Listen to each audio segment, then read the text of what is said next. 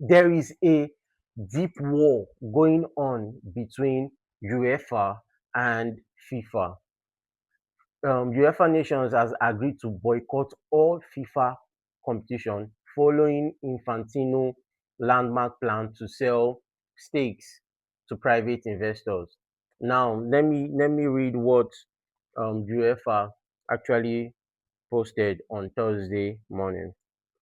So, UEFA has asserted that its 55 member associations will not participate in FIFA competitions as long as Gianni Infantino's shock plan to sell off parts of World Cup rights to private investors exists.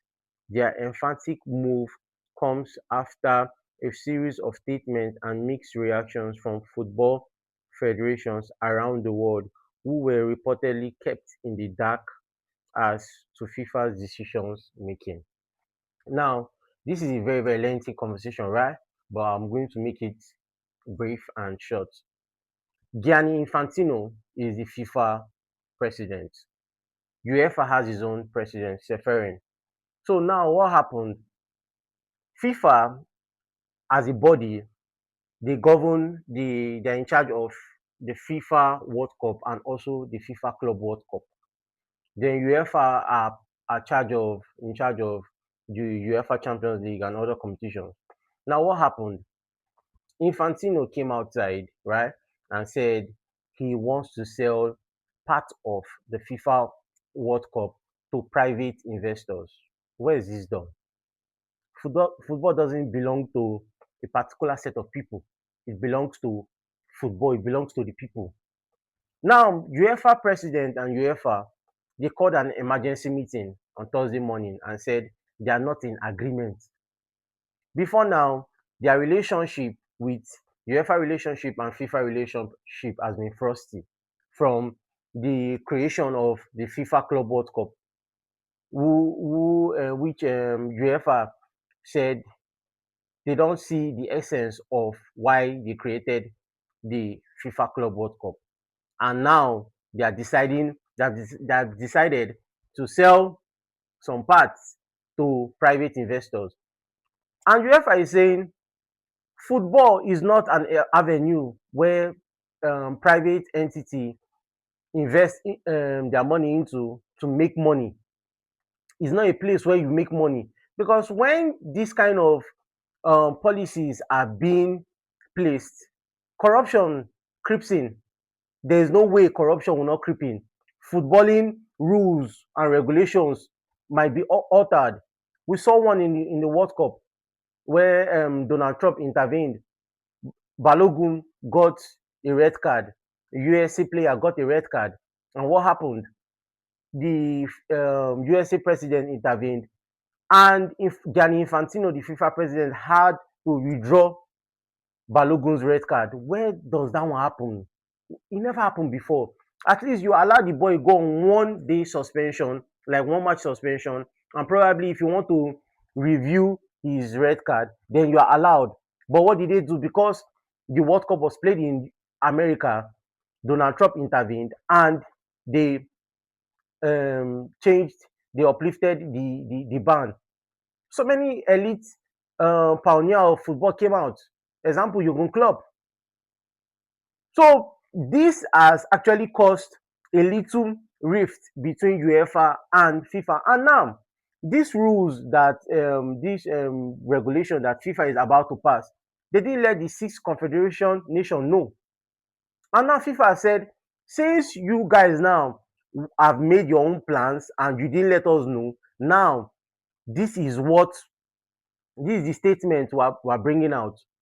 No UEFA nations will be allowed to play in the FIFA World Cup in this upcoming Women FIFA World Cup coming 2027. No UEFA nations will be allowed to play. When I mean UEFA nations, I mean teams from Spain, England, France, any European body. And also the Club World Cup, our Manchester United, Chelsea, defending champions, Madrid, Barcelona, all the old big clubs from Europe will not be allowed. And when you don't have the elites from Europe playing your competition, that competition is null and void.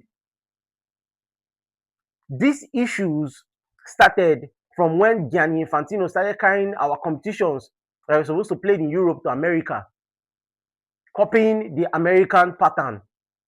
NFL is not football. The Americans even know our own football as soccer. They don't regard it as football. They call their own NFL football. So we shouldn't sell our rights to how the America has been doing their own business. Look at the hydration break. We had hydration break first half, second half. For what? For what? It's unnecessary. It's unnecessary. Very, very unnecessary.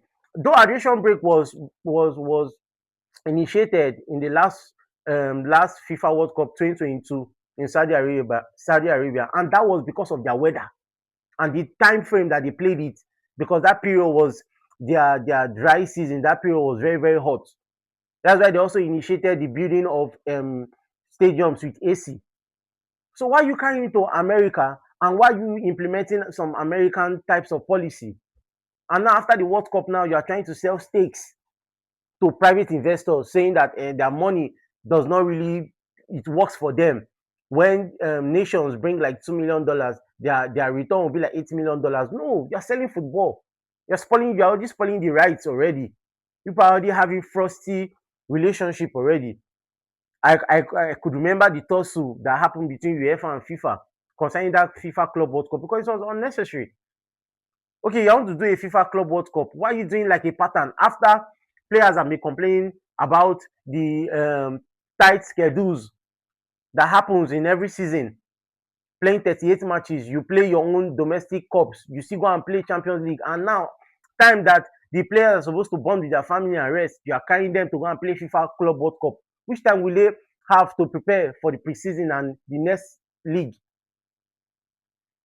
I'm in agreement with UEFA and UEFA nations, and I feel FIFA have to go back to the drawing board and revoke any of these statements. Think about it twice and come back, because this agreement is not be am at all. It doesn't make any sense at all. It doesn't make any sense. If this agreement is accepted, then football are slowly losing the essence of football. Why we love watching football, the game.